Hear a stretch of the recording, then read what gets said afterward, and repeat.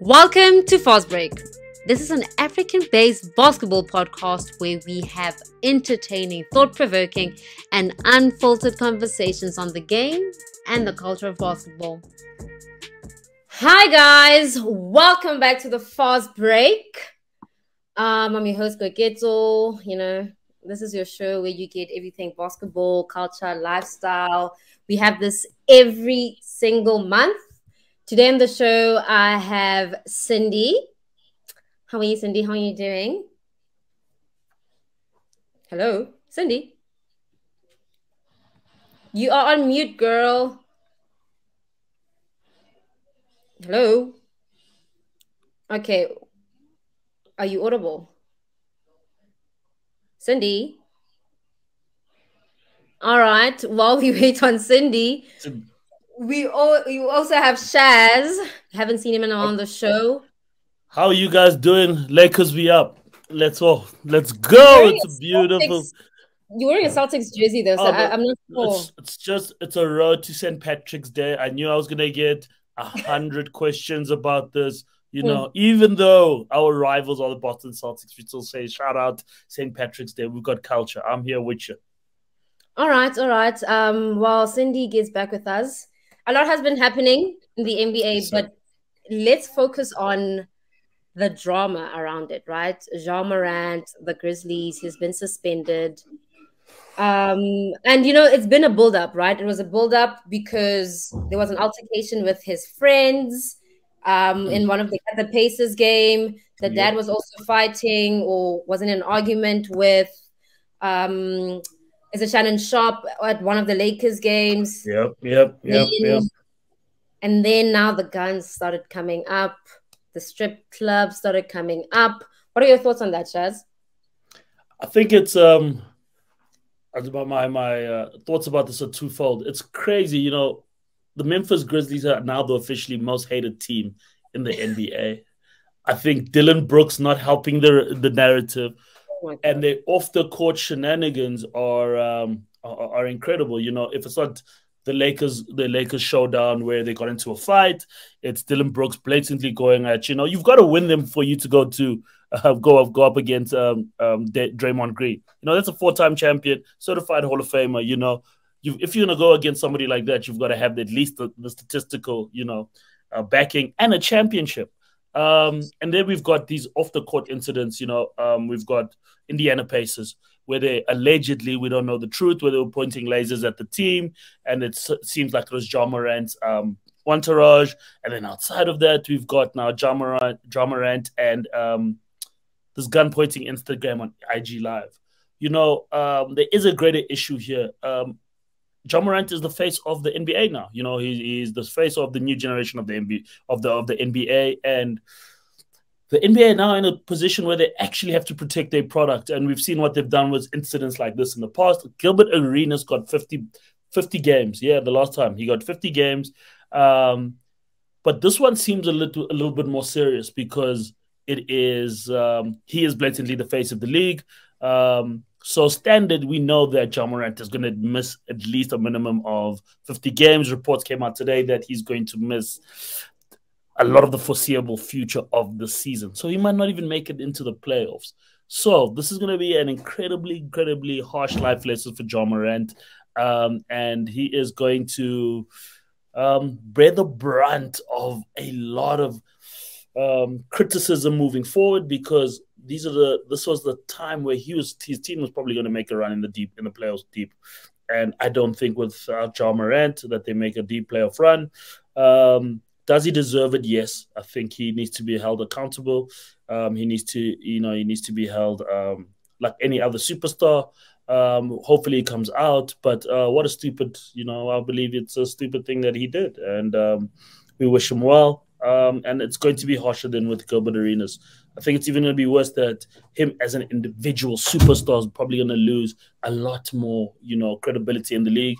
They're probably not going to make him the face of the league. He's already lost the deal with Powerade. I see they said a statement saying they're going to pull his ads down. And it's the first time in a long time that Powerade put the NBA or NBA player in their campaign. basically based off things like this, some sort of thuggery. Ja Morant, we wish you well. And that's it. And then Cindy, so Shaz and I were talking about obviously Ja Morant and the Grizzlies, right? And Shaz, you mentioned that he deserves the punishment, right? And it's a stupid thing to do.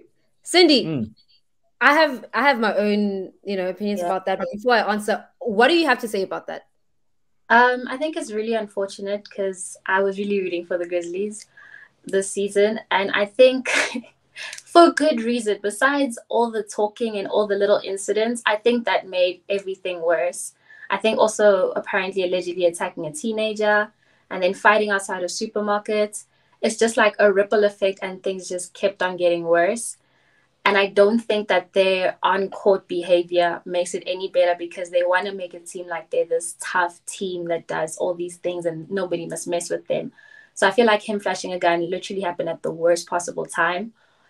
And also because America is a very violent continent or country in terms of the gun violence and everything. It's just not a good look. And I don't know what's going on.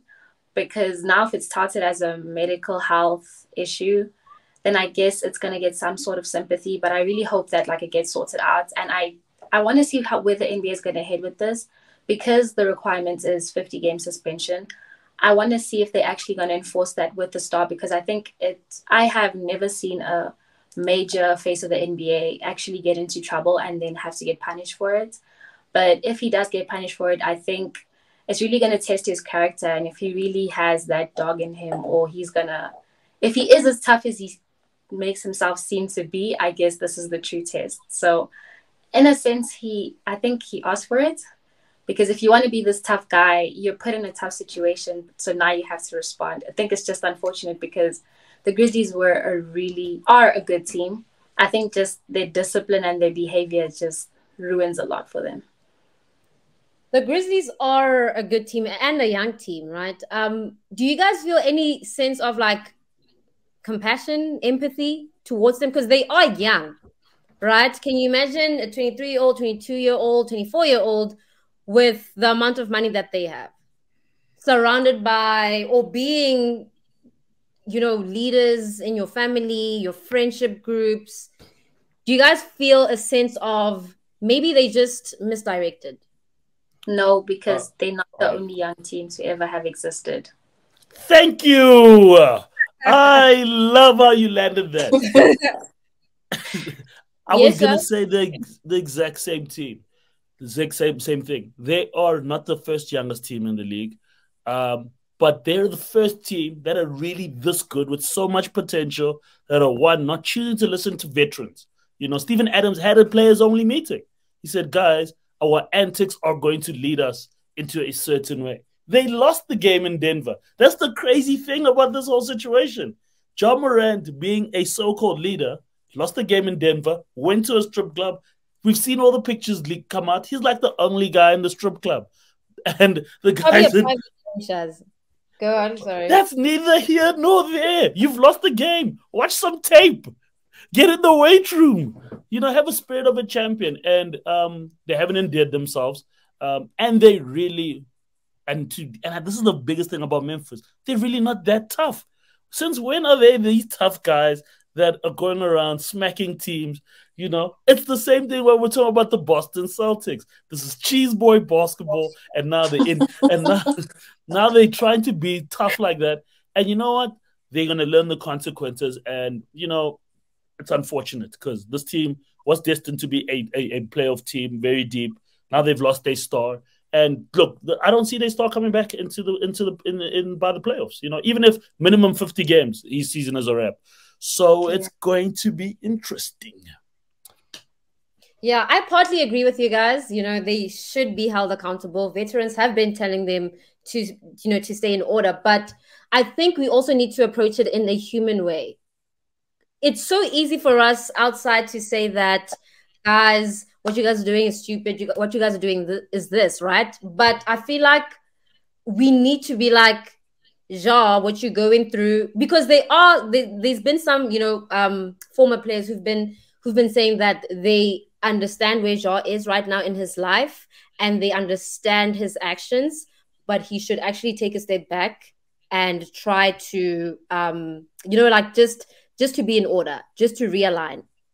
And I like that take because it's so easy for us fans to criticize because we don't know. We don't know what it takes to play 82 games. We don't know we don't know how it is. No, I swear, like we don't know how it is to be that wealthy at a young age. We don't know that life. What a Okay, tough but struggle. we're not talking What about a the tough on-court. struggle. But fighting a 17-year-old, like doing a bunch of stuff that even is wrong, no matter how much money in the world you have. We can't go fight a 17-year-old. You can't point lasers at other people. You can't put people's life in danger, no matter how much money you have. So I And want to empathize, but he had been warned after the preseason fight with the 17-year-old. He had been warned. And then the celebration also just made it worse with the pop, pop, pop. Like Gilbert Arenas got 50. Gilbert Arenas got 50 games for less, And another thing is that the word on the street is that he traveled with the gun to Denver. So there's a bigger issue with him traveling to Denver. You're not allowed to be on an NBA flight with a gun. You're not allowed to be in an NBA arena with a gun. So there are those issues that need to be ventilated. The Memphis Grizzlies also need to take accountability. I don't want to shift any blame from Memphis. Memphis can't be allowing their superstars to conduct themselves like that and getting away with a lot of the problems. That's a big issue I also wanted to bring up. Memphis Grizzlies have not been able to discipline their players. Whether it's Dillon Brooks, Ja Morant, and even their vets. Steven Adams came out. They should have supported Steven Adams' player-only stance and said, look, guys, we're going to get into trouble. This is also at the front office of the Memphis Grizzlies. So, lastly, to touch on the Ja situation and the Grizzlies, don't you guys? But you guys answered this already. But are you guys not concerned with who Ja is surrounding himself with? I think it is a concern, but how can I put it? I don't think he's going to lose anything if he changes who he's around. I guess it's just going to be a tough decision to make because now you have to think of sacrificing either your career or the people who you want to be around. Because if he says it's not his gun, it's his friends, it could get him out of the situation. But now you're sacrificing this street cred or whatever entourage you've built for yourself to make yourself seem like this tough guy. So it depends on what he wants to value the most. Because on the line now is also the Nike deal. What is he going to do? He just got a signature shoe. So my last take on this, Ja Morant is an adult, and we got to treat him like that. He's got to understand that there are consequences to actions, and everybody needs to be held accountable. I think the NBA knows that they set a very dangerous precedent if they don't follow what they did to Gilbert Arenas as a minimum. So it's unfortunate, but he also needs to be held accountable. Because if he gets a slap on the wrist, I promise you, Ja Morant down the line, we got some deeper issues that we got to address. That is fair. That is fair. All right. Enough about Ja and the Memphis Grizzlies. We are now approaching the end of the regular season. Yes, MVP chats have been on the rise. We all have our opinions.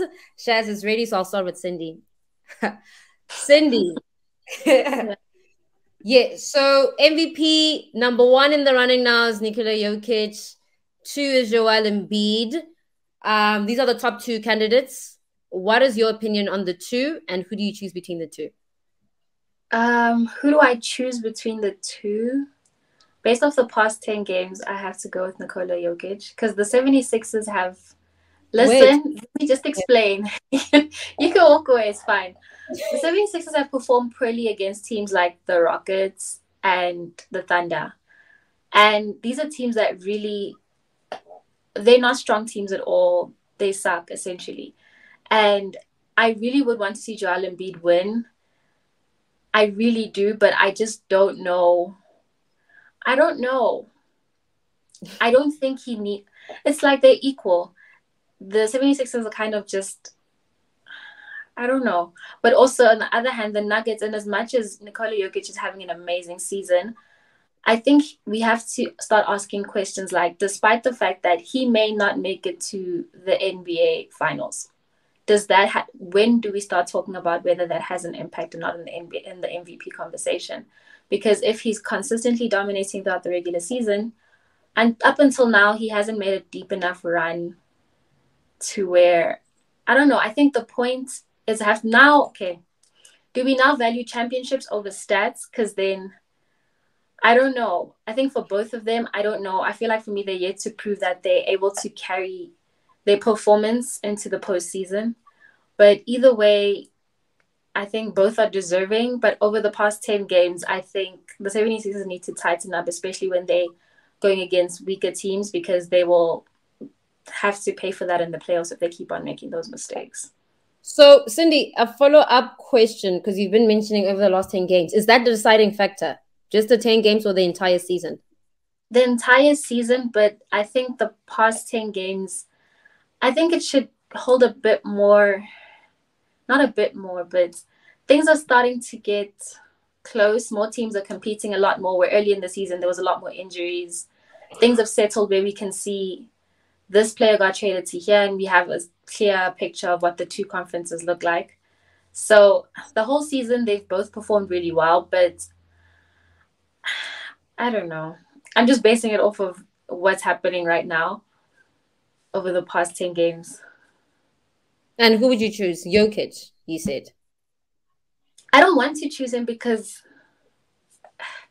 he is numbers-wise and everything-wise, he's the obvious choice. But, like, I don't know. I don't know. Shaz, yes. Wait, hold on. Shaz. Okay. So, yeah, I would like for you to start with your stance, and then after that, rebuttal. Okay, cool. I think, first of all, the narrative that Nikola Jokic is outright the MVP of the season, I think that is I think it's a false narrative. I think it's just an agenda that certain people have put forward. I hate to sound like a conspiracy theorist on this, but I think it's a lot closer. You look at Joel Embiid's scoring numbers. Once again, he's putting up incredible statistics as a center. 33.4 points per game and 10 rebounds. Those are things that, as much as Nikola Jokic has got the assists, we've got to balance it out with the points difference between Nikola Jokic and Joel Embiid. We talk about the 5-game winning streak that the Philadelphia 76ers currently have. That's something let's put up there if we want to talk about recent form. And yes, Denver is number 1 in the league. But, in the East, Philly is number 3. It's not such chalk and cheese. The debate is there to be had. And shockingly, and this is the thing I wanted to put down, is that I think a lot of people are going to have voters fatigue when it comes to Nikola Jokic, because we're kind of used to Nikola Jokic putting up a triple-double. But when we look at Joel Embiid's numbers offensively, when we look at his numbers offensively, we kind of look at it and have to be how's the English word now? Yes, we have to look at his offensive numbers and look at it and be very shocked as a center in the modern era how much he's averaging, because we can't ignore that. He's going to get the scoring title again. And he's not playing with a ball. He's playing with a ball-dominant player. He's playing with James Harden. James Harden is still averaging his numbers. So he's actually making James Harden a better player. These are the nuanced debates that I really want to put forward with Joel Embiid's argument. I really do think that he is a strong contender. And another one that I really want to bring up is Giannis is also in and around there, guys, and they're the best team in the East. Yeah, he is. I thought he was ranked second. Yeah, and people are talking about Giannis. I mean, talking about Nikola Jokic, Joel Embiid.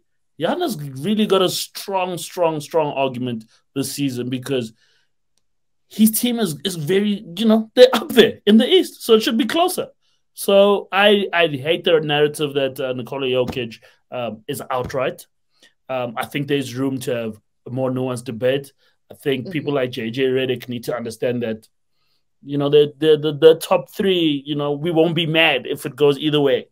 And credit to Nikola Jokic and how he's been playing, but it's nothing unique. He is a point center. We give him that. At the end of the season, should he be MVP? I don't think so.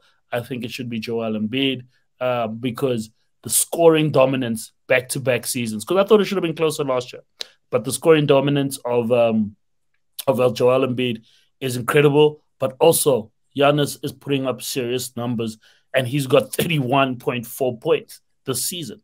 So I don't think he's outright. Koki, I know you feel differently. I'm very curious as to your point of view.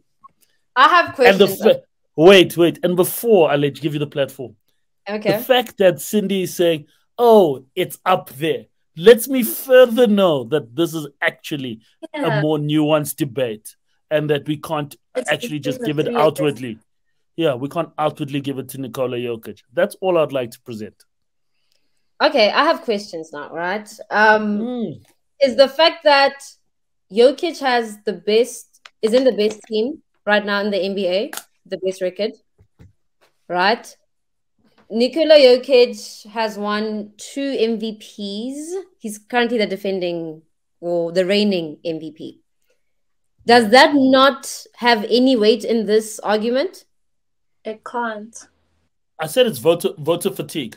I said, are we going to back what? We've seen this before. When Russell Westbrook put up the first triple-double run of his, he won the MVP. He did it again. We're kind of over this, So that's why I put up the voter fatigue argument. But then we also have to look at Joel's, once again, scoring champion. If he continues, he's going to be outwardly the scoring champion. Do we not credit that again? And even better scoring average than he had last season. As a center. In Steph Curry's league, as I would say. He's coming through doing this. Come on, man. It's not that it's not that it's big. My Nikola argument is so simple and easy. He is in the best team. He is leading the best team, and he continues to do that. Why are we afraid to credit it? We're not afraid to credit it. I'm not afraid. We acknowledge it. But between Giannis, and Joel Embiid, the argument can have that it's not such a huge gap. It's not such a huge gap. Yeah, it's going to be tighter.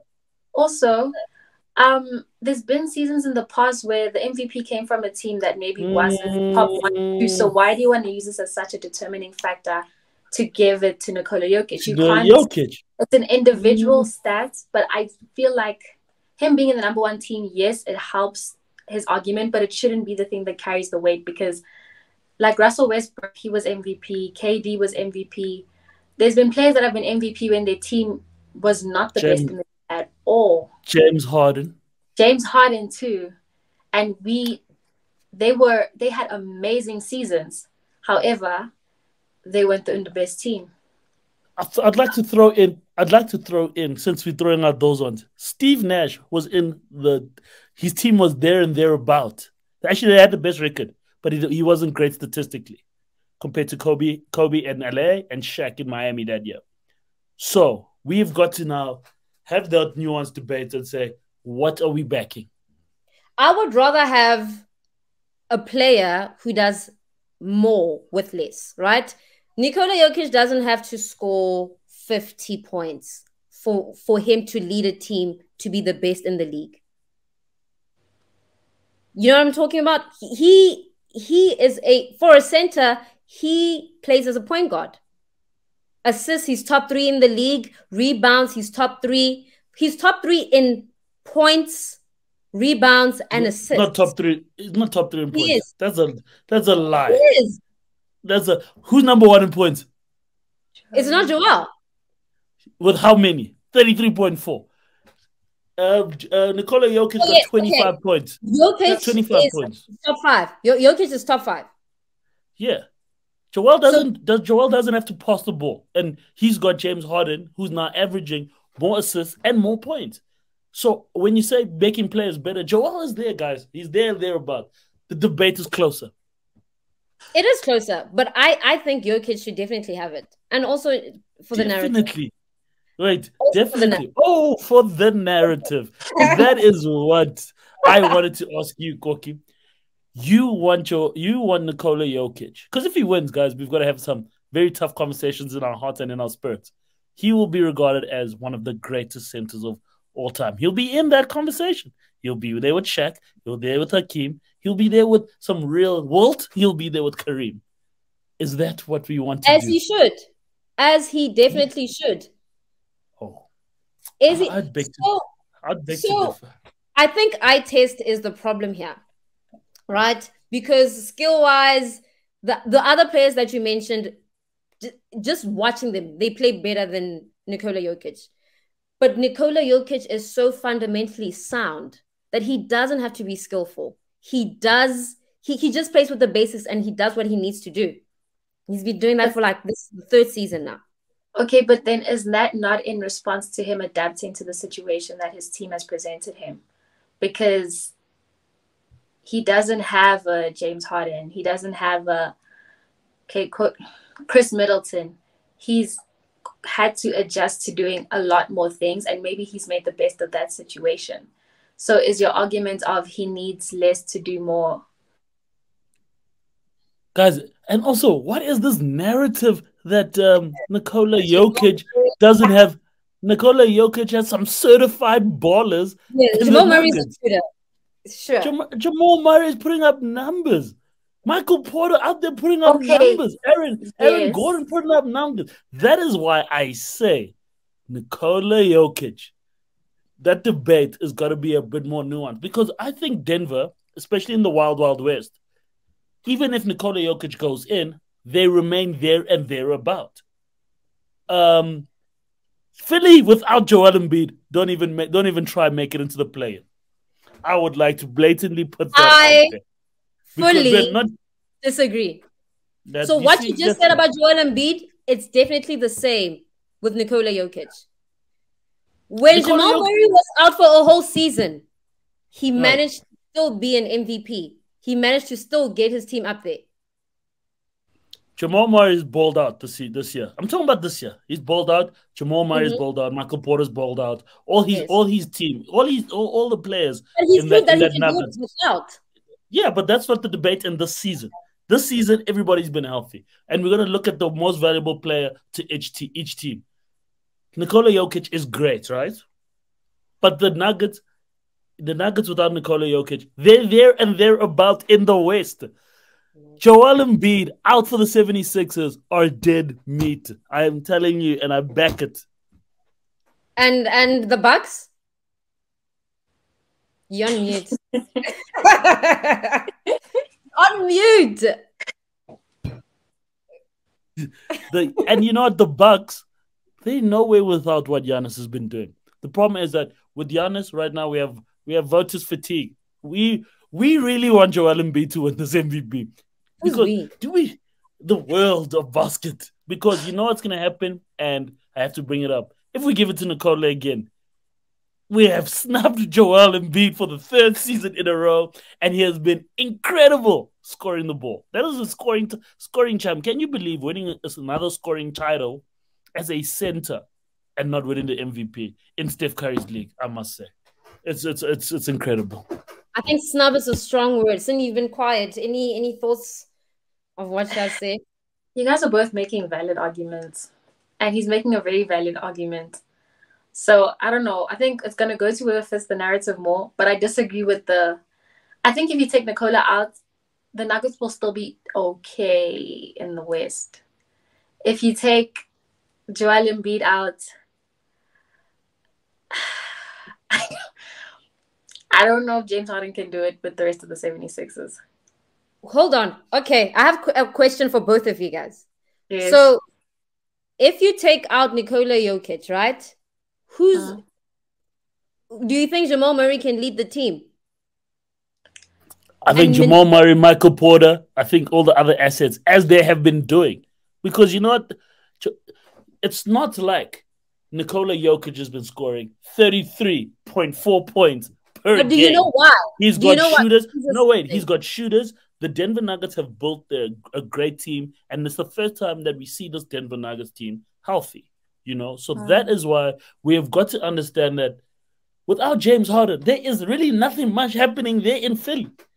And you know what? Joel Embiid, those touches, he's really making them economical touches. James Harden, we know what he's doing. He's back to doing what James Harden does: hold the ball for 19 seconds, throw it up, or pass it. And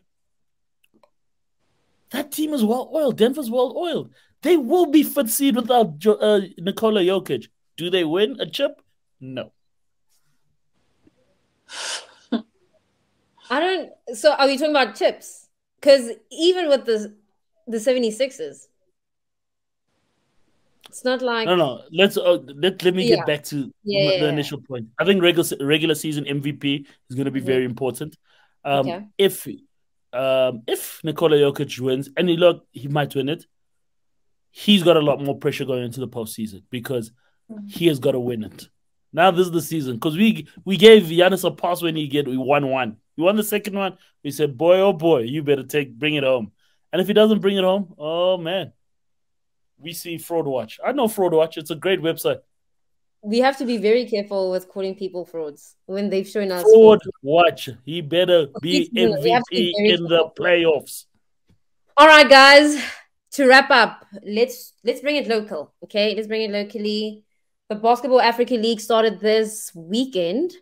It was a very quiet start to the league, but it's still the first conference of the league. There's still the Sahara Conference to be played. But the Nile Conference to be played with the Cape Town Tigers, because that's the team I'm rapping for. But anyways, so Cindy, what were your takes from the opening weekend? Opening weekend takes from it. I think the first thing I must say, I think it's getting much better from when it first started. There's a lot more young blood, a lot more running, which I'm really happy to see. But I think they're still getting into the rhythm because it was a bit, touch and go there. But I hope things will get better as things progress over the next week. But I really want to see how the teams match up to US Monastir, because they are the reigning champs at the moment. And so far they've gone undefeated. But I want to see, I don't know, I think the teams all have it in them to compete. I just hope that they get into their rhythm within the next week. Go on, Chef. I was gonna agree with Cindy. I think, the rhythms are off because there are a lot more new players. We've got to really take that into account. So I think they will pick up the rhythm moving, and that's with every team. I think we've got to give them a bye, which I hate to say, with all the new players coming into their rotations. I think it's going to get better moving forward. It was a great start. Let's hope we get more offensive efficiency moving forward. As you didn't want to say it like that. Let's hope we get more offensive efficiency moving into the next round. So this weekend we also saw a lot of G League players playing in the league, right? A lot of teams recruited players from the G League. We touched on Zaire Wade joining the Cape Town Tigers. He's also a former G League player. How do you guys feel about getting players from the G League to come play at the BAL? Remember the first season, we all had reservations around J. Cole playing in the league. But I guess that's a whole different argument because he's not even a professional basketball player. Exactly. I think it brings a lot of legitimacy to the BAL. I mean, if it goes to say that, okay, cool, if I can't go straight into the NBA, I can go into the G League, upgrade my credentials, and possibly go into the NBA, which I actually see as what's going to start happening a lot more as a part to the NBA instead of it just going through the G League or going through the Euro League. It gives a lot of credentials to the NBA. And the BAL. So that is actually exciting for the league itself. So it's going to only do better to elevate the league and the status of the league going into a feeding scheme to the NBA. And you, Cindy? I think it's really good because, like you said, it brings a certain legitimacy to the BAL. But I think it also raises, I don't want to say the bar, but sort of the bar for maybe a lot more younger players who they can now see the bar that they want to measure up to in the BAL, and it's not just another league that everybody plays every other weekend. So I think it's really good and it's exciting, and I think it's bringing a lot more attention, and I think it will bring in a lot more development for the league itself to grow and also the players. So I think it's good. I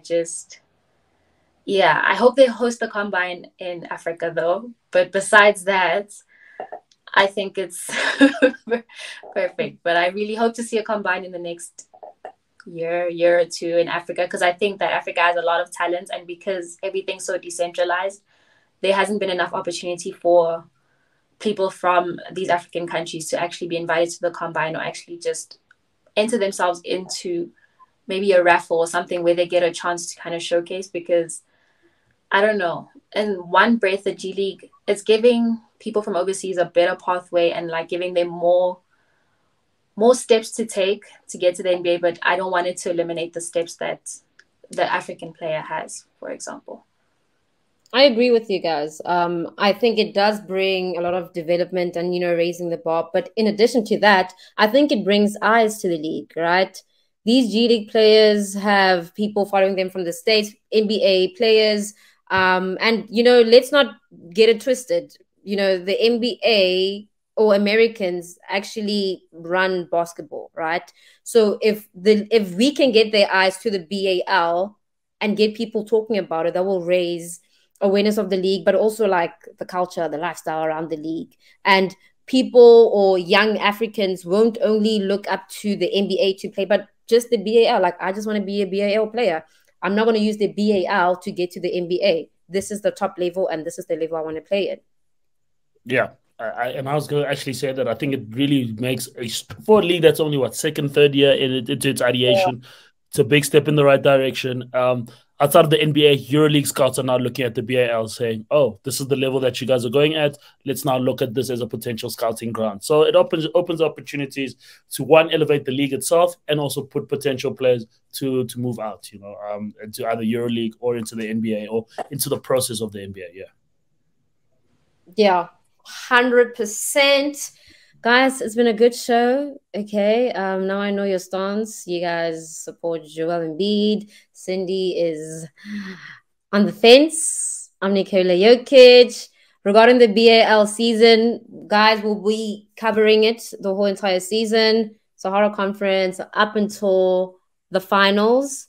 What are your thoughts? For the people watching, what are your thoughts? Your MVP candidates, put them down in the comment section. BAL season, what are your thoughts on the opening weekend? Let us know. To keep in touch, please do subscribe. And any last thoughts, words, Cindy? Nothing. What? I don't know. Nothing. I hope the Grizzlies make it out of whatever dark tunnel they find themselves in now without losing too much. But besides that, and also Lakers are in the play-in. But that's all I have to say. Okay. It's time to wrap it up. Thank you guys for watching. I don't get a closing word. Oh, okay, Shaz. Last words. I haven't been able to say it on the platform, so I'd like to say it. Get the word out. The Lakers are back up. We're back up. And let me say this, and I'm going to say it now. Ain't nobody want this LA smoke in the West. So if we get through, bring Nikola Jokic and all his boys. We out here. And that's how I want to wrap up this episode of Fast Break. Thank you guys for watching. For context, the Lakers just lost like 2 nights ago, but it's okay. Thank you for watching. See you all next month, and goodbye. And that's it from us for this month's episode. Thanks for watching, listening, and being a part of this conversation. Don't keep it to yourself though. Share it with your friends and family, and let's all engage on Twitter, Instagram, and TikTok. Our handle is @FastBreakSA. To keep up with our latest episodes, be sure to subscribe. Thanks again, and we'll see you next month.